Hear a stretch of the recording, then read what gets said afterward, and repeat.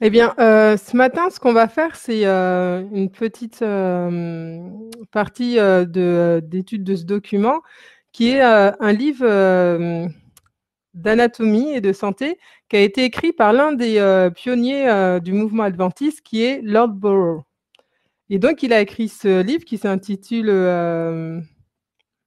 qui parle de la santé. Je me souviens plus exactement, du titre, désolée, mais là, on va voir, le premier chapitre qui est physiologie et hygiène. Alors, que nous disait Ellen White à propos de Lord Burrough? Elle disait: «Je dis qu'il nous faut laisser le pasteur Lord Burrough faire son œuvre dans les églises. Le Seigneur veut que sa voix soit entendue comme le fut celle de Jean, disant les choses qu'il a vues et celles qu'il a entendues, les ayant lui-même expérimentées dans la naissance et les progrès du message du troisième ange.» Et qu'est-ce qu'il dit dans son introduction? Dans les explications des quelques coupes introduites, j'ai essayé de donner l'utilisation des différentes parties illustrées plutôt que de dérouter l'esprit avec des termes techniques. Maintenant que la tâche est terminée, ces pages sont recommandées à votre sincère lecture avec l'espoir qu'elles peuvent s'avérer une source de bien pour corriger les mauvaises habitudes, inculquer la tempérance et un respect pour les lois sacrées implantées dans notre propre nature et donc bénissent l'esprit et le corps de milliers de personnes. Alors, qui connaissait ce livre qui s'appelle Physiologie de la santé, je crois, dans son titre original, de Lord Burrough?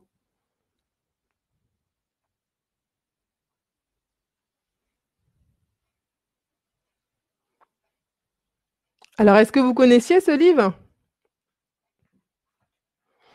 Et dans ce livre, eh bien, il y a plusieurs chapitres, donc l'hygiène, les habitudes alimentaires, un peu d'anatomie, de physiologie, mais comme il va dire, toujours de façon à lier les choses et que ce soit, accessible, au plus grand nombre. Donc c'est vrai qu'on se rend compte, que, par la grâce de Dieu, on a beaucoup, on va dire, de matériel pour pouvoir, avancer, progresser, étudier et que les pionniers ont réalisé, beaucoup de choses et d'ailleurs même pour, ceux qui ont des enfants d'âge, scolaire, il y a même, comment il s'appelle? L'un des 2 fondateurs de, la ferme, Madison, eh bien, l'un des 2 a écrit un livre d'arithmétique qui est basé sur les Écritures. Donc l'enfant peut progresser en mathématiques, découvrir, des formules mathématiques, les pourcentages, tout ça et plein d'autres choses basées seulement sur l'Écriture et sur la vie pratique. Donc vraiment, on a beaucoup de matériel. Alors, on me demande si on le trouve en français. La réponse est non. Donc, pour l'instant, eh bien, c'est, encore, solliciter les frères et sœurs qui, parlent anglais pour, la traduction, de ces ouvrages. Ensuite, qu'est-ce qui nous est dit aussi dans l'introduction de ce livre? Ayant soigneusement examiné le manuscrit de cet ouvrage, je peux le recommander gaiement à la confiance du public comme étant bien adapté aux besoins des gens du commun et conformément aux principes reconnus de la physiologie et des médicaments hygiéniques. Donc lorsqu'on dit médicaments, il faut entendre plutôt traitement naturel, hein. Il devrait être dans chaque famille lu et étudié par les jeunes et les moins jeunes. À mon avis, le chapitre sur le système nerveux vaut plus que le prix du livre. Et là, c'est Dr H.S. Lay. Donc, on a cherché un petit peu qui c'était et c'était un des comment? Un responsable, un des co-responsables de l'Institut de formation de Battle Creek.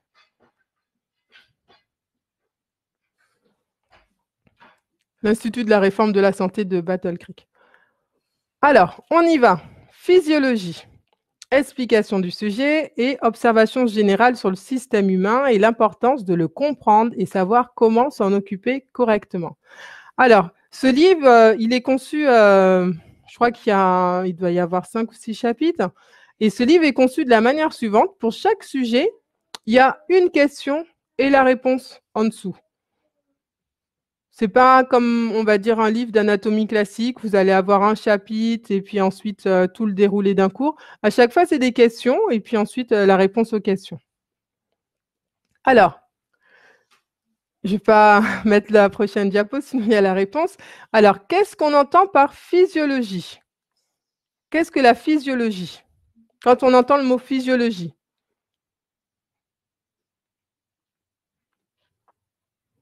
Qu'est-ce que c'est la physiologie?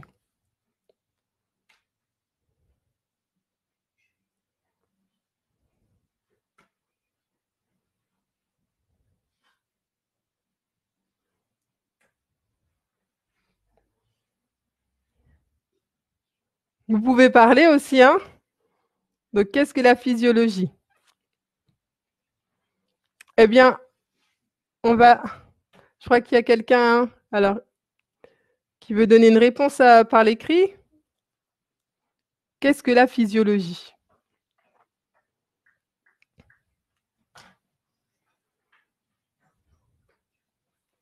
Alors, ce qui concerne les organes et les tissus vivants. On s'approche de la définition. Donc, voici ce qui est écrit. Quel est le sens du mot physiologie? Ce mot est formé de deux mots grecs, physis, et la nature, et logos, l'étude, la science. Cela signifie une description de la nature. De quoi traite la physiologie? Elle traite du but, des usages, des fonctions, des actions, des propriétés, des résultats et des relations des diverses parties du corps vivant dans sa condition saine ou normale. En d'autres termes, c'est une description de la nature organisée ou animée, comme les arbres, les plantes, les animaux bruts et l'homme. J'avais rajouté sa petite définition puisqu'on entend aussi de la physiopathologie. Eh bien, par contre, c'est l'étude des troubles du fonctionnement de l'organisme ou de ses parties au cours des maladies. Donc, quand on va étudier comment fonctionne le corps humain, normalement, c'est la physiologie. Et par contre, la physiopathologie, c'est lorsqu'on étudie le corps humain en période de maladie. En quelle branche la physiologie est-elle divisée? Eh bien, il y a dans les végétaux, les animaux et les humains. Lorsque l'on traite des plantes et des arbres, c'est la physiologie végétale. Lorsque l'on traite des animaux bruts, c'est la physiologie animale. La physiologie humaine, ou celle qui concerne particulièrement l'homme, est celle dont nous traiterons dans les pages qui suivent. Et l'hygiène, qu'est-ce que c'est? La signification du mot hygiène, c'est la santé. Comme une étude, l'hygiène traite de ce qui va améliorer et préserver la santé, ce qui va nuire et détruire la santé, et ce qui est meilleur à entreprendre pour produire une condition saine du corps. Un ouvrage de ce genre n'embrasse-t-il pas le sujet de l'anatomie? J'ai envie de dire bien sûr. L'anatomie traite de la structure des choses vivantes, telles que leur couleur, leur taille, leur forme, leur surface, etc. J'ai mis une petite définition de l'anatomie, hein, ça c'est moi qui ai rajouté ce qui est écrit en petit. Hein. C'est la science qui a pour objet l'étude de la forme et de la structure des êtres organisés et celle des rapports des organes qui les constituent. Anatomie humaine, anatomie végétale. Forme extérieure du corps considérée sous son aspect esthétique ou athlétique, on peut dire une belle anatomie. Alors, étudierons-nous l'anatomie? Nous en traiterons que dans la mesure où elle est liée à la physiologie et à l'hygiène. Nous nous proposerons d'introduire dans chacune de ces branches ce qui est utile à toutes les catégories de personnes. Donc on voit que déjà dans l'écriture de ce livre, c'était vraiment le but de faire partager tout ce qui est nécessaire pour le maintien de la santé à toutes les tranches d'âge, on va dire, de la famille, hein, puisque là, on voit que le langage qui est utilisé est simple pour qu'il soit à la portée de tous. Le travail doit alors contenir quelque chose d'anatomie, plus de physiologie et beaucoup d'hygiène. Ces branches sont si intimement liées les unes aux autres que nous ne proposerons pas de les séparer dans ce travail, mais de traiter la structure, les fonctions et le soin des différentes parties du corps que nous passons. Et que découvre l'homme au sujet de sa relation avec les objets environnants environnants, pardon, alors qu'il entre dans l'étude de lui-même. Il découvre que ses sens, ses sentiments et ses facultés le relient à l'univers tout entier. Son bien-être exige certainement que ce rapport soit le plus harmonieux. Le monde lui paraît plein de beauté, et il a des yeux adaptés pour le voir, et des facultés juste adaptées à en jouir. Ses oreilles sont merveilleusement adaptées à tous les sons, et les combinaisons harmonieuses dans la musique offrent la sensation la plus agréable.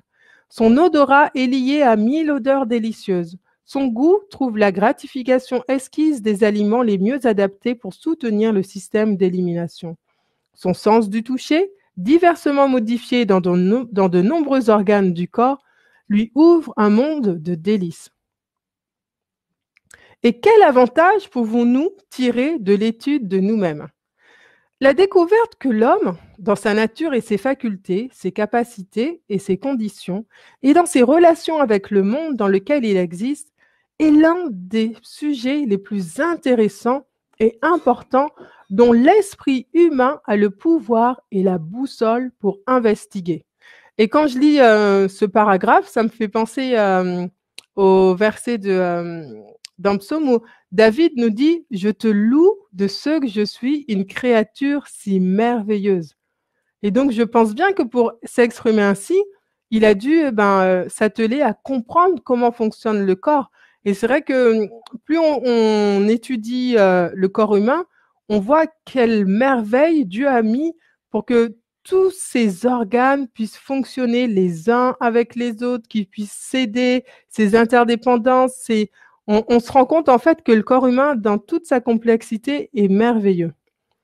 Cette étude montre aussi pour nous la merveilleuse sagesse de Dieu dans notre formation et nous enseigne comment nous pouvons obtenir la plus grande quantité de bonheur ici, en nous montrant que le vrai plaisir dans ce monde ne peut être garanti qu'en étant le plus libéré possible de la maladie et de la douleur.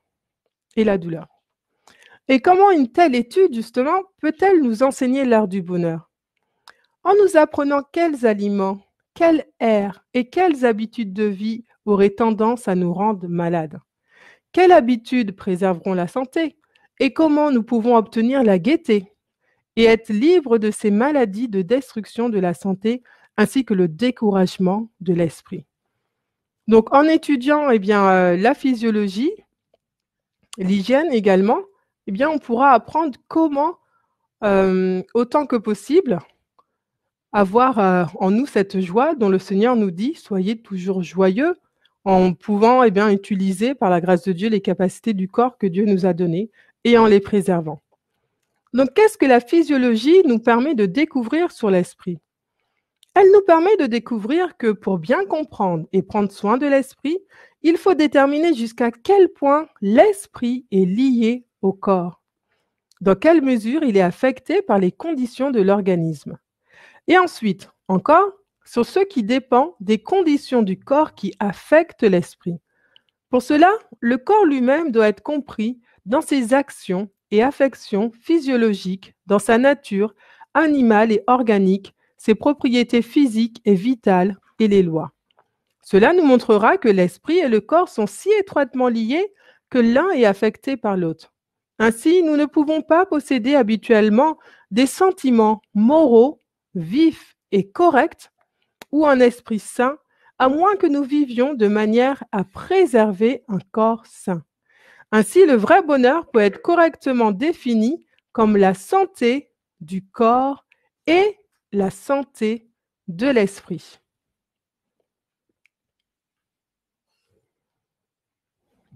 Et comment la physiologie traite-t-elle donc le corps humain? Comme un système composé de sous-systèmes, tout étant appelé le système humain.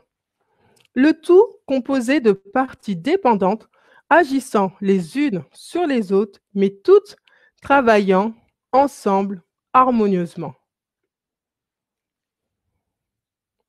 Quand j'ai lu cette citation, ça m'a fait un rappel par rapport à la comparaison qui est faite entre l'Église, qui est le corps de Christ, et que tous les organes, ils fonctionnent d'une manière liée ensemble. Parce que quand on regarde cette citation, on pourrait dire, qu'est-ce que l'Église, hein? C'est, une organisation composée de sous-organisations, hein, tout étant appelé l'Église et le tout composé de parties dépendantes agissant les unes sur les autres, mais toutes travaillant ensemble harmonieusement. Est-ce que vous êtes d'accord avec cela? On voit encore, une fois qu'en comprenant comment le corps humain fonctionne, on va comprendre aussi comment est-ce que le Seigneur veut qu'on travaille, que l'Église aussi puisse vivre ensemble et harmonieusement. Est-ce que vous êtes d'accord?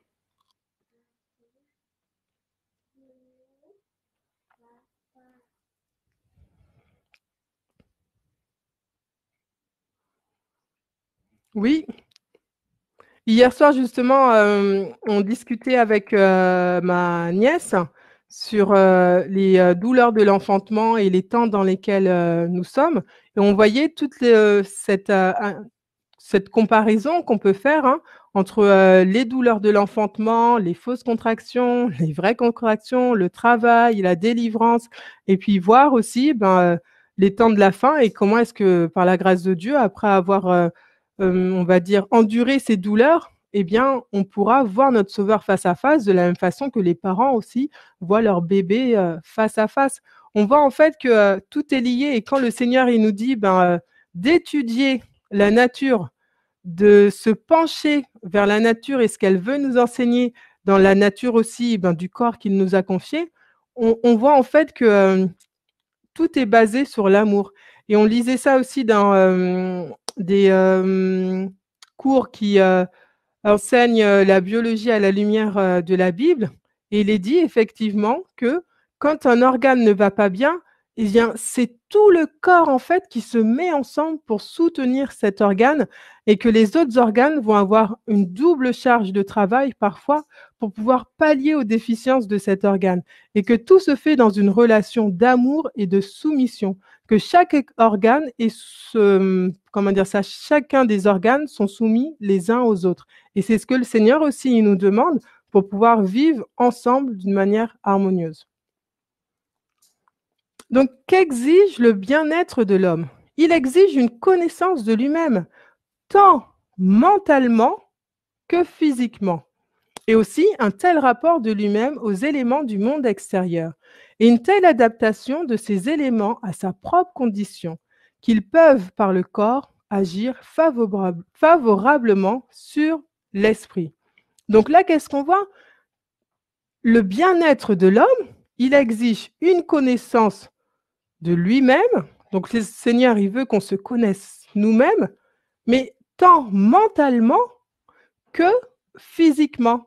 Et justement, j'en parlais aussi avec ma nièce hier, qui me disait: «Mais Tati, si on ne se connaît pas soi-même à la lumière de la parole de Dieu, ça sera difficile de tenir bon». Et c'est vrai que je lisais aussi dans cette semaine dans le livre, Pour un bon équilibre mental et spirituel, je crois le volume 1 et souvent, eh ben, il est parlé de, cette connaissance qu'on a à avoir de nous-mêmes, de cette discipline mentale aussi qu'on doit avoir de nous-mêmes pour nous-mêmes, la discipline physique aussi également et on retrouve encore ce fait, c'est que le Seigneur, il veut qu'on apprenne à le connaître et cela nous permettra de nous connaître aussi nous-mêmes. Parce que comme on a vu, il y a la physiologie, qui va décrire le fonctionnement du corps humain et il y a la physiopathologie qui nous amène à comprendre le fonctionnement du corps en état de maladie. Et le Seigneur, dans sa parole, eh bien, il nous enseigne les deux. Comment est-ce que le corps est mentalement et physiquement lorsqu'il est malade, mais comment est-ce que le Seigneur, dans son plan de la rédemption, il veut nous amener à tendre vers eh bien, un fonctionnement normal et épanouissant de notre corps, aussi bien sur le plan physique que sur le plan mental. Et que faut-il pour traiter correctement et prendre soin du corps humain? Pour traiter convenablement et prendre soin du corps humain, il est nécessaire de prendre en considération et d'étudier en profondeur la nature, les conditions et les relations de l'homme, de comprendre les influences modificatrices de l'esprit et de la morale sur la santé et les sensibilités morbides et les sympathies du système. L'homme se trouve sur la scène de la vie, entouré d'influences innombrables, agissant sur tous les points, et il est continuellement conscient non seulement de sa propre existence et de l'action des influences environnantes, mais d'un désir incessant de bonheur. Ce désir lui-même est une preuve vivante que notre Créateur bienveillant nous a placés pour le bonheur, non seulement dans un état futur, mais ici. Et il a tout adapté en nous et autour de nous pour répondre à ce désir. Dans l'accomplissement de ses lois de vie, de santé et de bonheur qu'il a établies dans la nature constitutionnelle des choses, dans la sagesse et dans la bonté. Donc là, encore une fois, on voit que pour traiter correctement et prendre soin du corps humain, le Seigneur a tout placé en nous. Donc c'est pour ça que se référer à sa parole nous permettra de pouvoir réaliser pleinement ce verset qui nous dit « Soyez toujours joyeux ». C'est un verset qui revient souvent à mon esprit parce que des fois, lorsque ça ne va pas, ce verset, il revient et je me dis « Mais Seigneur, mais comment tu veux qu'on soit toujours joyeux ?» Et bien le Seigneur, il le réalise parce que lorsqu'on va se tourner vers lui, qu'importe la tempête dans laquelle on va se trouver, tant physique que mentale ou les deux en même temps, le Seigneur, quand on regarde vers lui et qu'il remplit nos pensées, il nous donne sa paix. Et sa paix aussi va être, on va dire, le berceau de sa joie, qu'importe les circonstances. Et on va terminer, je pense, avec... non, on ne va pas terminer avec cette diapo, on va en faire encore quelques-unes. Quelles sont les facultés de tous les corps vivants? Tous les corps vivants possèdent les facultés par lesquelles leur nourriture et leur croissance sont effectuées et leur température régulée. Le petit gland, placé dans un sol gai, les autres circonstances étant favorables, est excité à l'action en vertu de sa propre vitalité. Il met ses racines, ses rameaux, ses branches et ses feuilles jusqu'à ce qu'il devienne un chêne géant. Toutes les opérations vitales de l'arbre sont maintenues jusqu'à ce que la propriété vitale soit usée ou détruite quand sa mort survient. L'arbre, par nature, est fixé à l'endroit d'où il jaillit, inconscient de son être, sans aucun organe de perception externe ni mouvement volontaire. En ce qui concerne les opérations vitales par lesquelles le chyme, le chyle et le sang sont produits, le sang circule, le corps se nourrit dans toutes ses parties et sa croissance s'effectue, sa température est régulée et toutes les autres fonctions de la vie organique sont soutenues et sont aussi dépourvues de conscience animale que le chêne. Effectivement, lorsque un gland tombe de l'arbre, le gland ne va pas se dire où est-ce que je vais aller m'enraciner, qu'est-ce que je vais faire, qu'est-ce qu'il faut que j'aille. Non, tout le plan est déjà prévu. Donc c'est dans ce sens-là qu'il est dit que le chêne, il n'a pas de conscience. Et de la même façon, pour nous, dans le fonctionnement de notre corps, le Seigneur a tout prévu. Lorsque le bébé naît, la première inspiration qu'il va faire va avoir pour but de déployer toutes ses alvéoles. C'est pour ça que l'enfant, quand il va avoir son premier cri, sa première respiration, c'est un effort physique important parce qu'il doit tout déplier. Un petit peu un petit peu comme lorsqu'on veut souffler dans un ballon, des fois, eh bien, il faut donner une impulsion assez forte au départ pour que le ballon puisse gonfler par la suite. Et là, le Seigneur, il nous dit qu'il a tout disposé dans notre corps pour que les facultés puissent aller vers un état de bien-être, on va dire. C'est vrai, imaginez si on devait penser à réfléchir. Imaginez si on devait penser à « Ah, il faut que mes intestins se mettent en route ». Non, le Seigneur a déjà tout placé dans notre corps. Mais dans l'homme, il y a deux classes de fonctions. Outre la classe déjà mentionnée, préoccupée par la croissance et la subsistance du corps, il y a une classe secondaire qui consiste en ces fonctions qui répondent aux besoins de la classe primaire.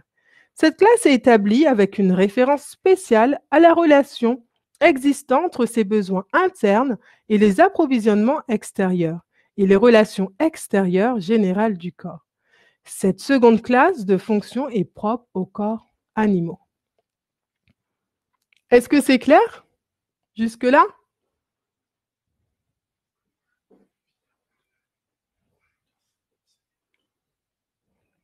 Alors, je poursuis. Quels sont les pouvoirs de l'économie vitale? L'économie vitale semble avoir Le pouvoir de fournir du courant commun et ordinaire du sang sans aucune variation connue dans la nourriture dont elle est formée. Une augmentation importante de l'alimentation, appropriée pour des structures particulières, et en même temps, fonction générale de la nutrition dans chaque partie et substance du système. Du même chyle, le chyle, en fait, c'est la décomposition, on va dire, de ce que l'on va manger en substances microscopiques qui soient de la taille de la bouche des cellules, pour simplifier. C'est ce qu'on appelle le chyle. Donc, du même chyle, on produit diverses substances opposées dans leur qualité et composées d'éléments essentiellement différents. La chair du serpent à sonnette est mangée par beaucoup comme un grand luxe, et son sang peut être mis sur une plaie fraîche avec une sûreté parfaite. Et cependant, de ce même sang est sécrété un poison qui, si mêlé au sang de notre système, se révélera fatal à la vie dans un temps très court. Donc, on voit que l'économie vitale, on pourrait appeler ça aussi l'équilibre en fait de tout l'organisme. Il faut savoir que le Seigneur a déterminé, on va dire, des limites vitales, on pourrait dire ça comme ça, et qui sont constamment en fait en train de s'équilibrer. Quand on va manger, par exemple, notre taux de glycémie notre taux de sucre dans le sang va augmenter, eh bien le corps va mettre en place tous les mécanismes qu'il faut pour pouvoir équilibrer ce taux de sucre. Quels autres faits remarquables sont perceptibles dans l'action du sang du système humain? Des mêmes atomes qui entrent dans la formation des minéraux et des légumes, le sang vivant se forme. C'est pour ça qu'on dit souvent on est ce que l'on mange. Par un arrangement différent dans l'obéissance aux lois de vitalité dans le système animal, de la manière composant ce même sang vivant, l'os de l'animal est formé. Par un arrangement encore différent, le muscle animal est formé à partir du même sang. Et par un arrangement encore différent des autres, de la manière du même sang est formé le nerf animal vivant, qui est le plus remarquable pour ses propriétés et pouvoirs particuliers de toute structure matérielle connue. Tout cela est purement un résultat du pouvoir vital agissant et accomplissant ses fins comme l'exige le corps. C'est vrai que souvent, il y a un fait qui est très marqué dans les ouvrages sur la santé d'Ellen White ou d'autres pionniers, c'est la qualité du sang. Pourquoi est-ce qu'il est important d'avoir une bonne qualité de sang? Parce qu'il est dit que c'est ce sang qui va apporter les éléments de construction pour les nerfs, pour l'os, pour le muscle. On sait par exemple qu'une bonne digestion est importante pour pouvoir avoir une bonne assimilation de ce que l'on mange. Parce que si l'on digère mal depuis notre estomac et qu'il y a de la fermentation depuis l'estomac, on peut imaginer aussi que les éléments qui vont ensuite transiter, qui vont voyager à travers tout le tube digestif qui va jusqu'à l'anus, eh bien, dans la partie où ils vont devoir être absorbés par le sang, eh bien, ils auront déjà connu la fermentation depuis l'estomac. Donc, vous imaginez en fait des éléments qui fermentent déjà depuis l'estomac selon les combinaisons alimentaires qu'on va faire ou selon l'heure à laquelle on va manger ou l'irrégularité ou la surcharge mentale aussi. Eh bien, quand on ne va pas respecter les lois de la nature, ce sont des aliments qui vont déjà connaître un état de fermentation et qui vont apporter au reste de notre corps, par le sang, des éléments qui auront subi déjà, qui auront été biaisés, qui auraient été amoindris aussi par une fermentation précoce. Donc, c'est pour ça que Ellen White insiste souvent sur la qualité du sang. Et moi, j'ai envie de dire que le sang aussi permet aux organes de se mettre en rapport les uns avec les autres, qu'il établit une relation avec les différents organes, puisqu'on sait que tout le système sanguin, c'est un tuyau qui est fermé. Et que lorsqu'un sang passe par un organe, ensuite il arrive par un autre organe et qui passe par, j'ai envie de dire, par tous les organes, le sang. Et ainsi, dans l'Église aussi, le Seigneur, il veut que notre relation les uns avec les autres soit constamment une relation vitale, une relation qui apporte la vie. afin que chacun de nous, eh bien, on puisse être fortifié, solidifié dans le travail que l'on a à faire pour le Seigneur, parce que nos relations sont des relations vivantes et qui amènent une odeur de vie.